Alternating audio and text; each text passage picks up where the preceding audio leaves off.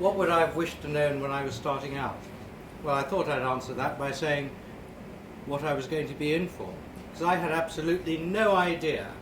I think nowadays probably most of you have researched before going into your chosen career exactly what it all meant, or at least you think you do.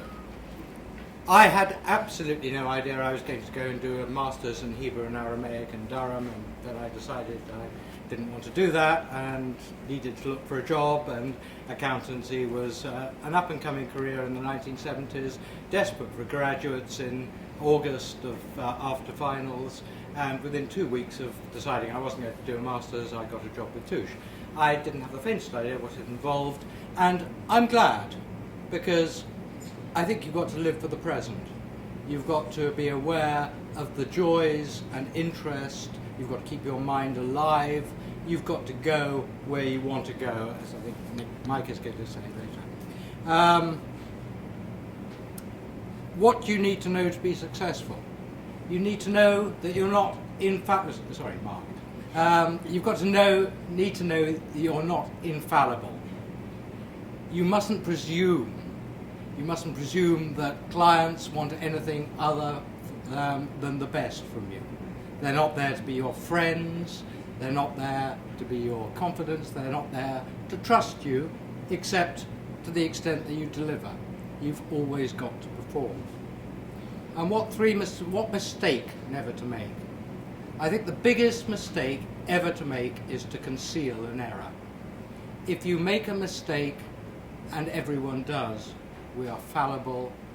Legislation, particularly in the sphere that I and indeed Sue operate in, is vastly complex. You're all going to get it wrong at some point. You rely on trust to re-establish your credentials. You rely on trust to preserve the integrity of the firm you work for. You rely on trust, ultimately, to keep your PI premiums down. Admit to your mistakes. They're seldom going to be as bad as you think they are when you wake up at 3 o'clock in the morning realizing that you've actually said something fundamentally wrong. Everything can be put right except dishonesty. Dishonesty leads down a path that is the road to ruin. Honesty keeps your clients. It satisfies your obligations. It builds up your own reputation.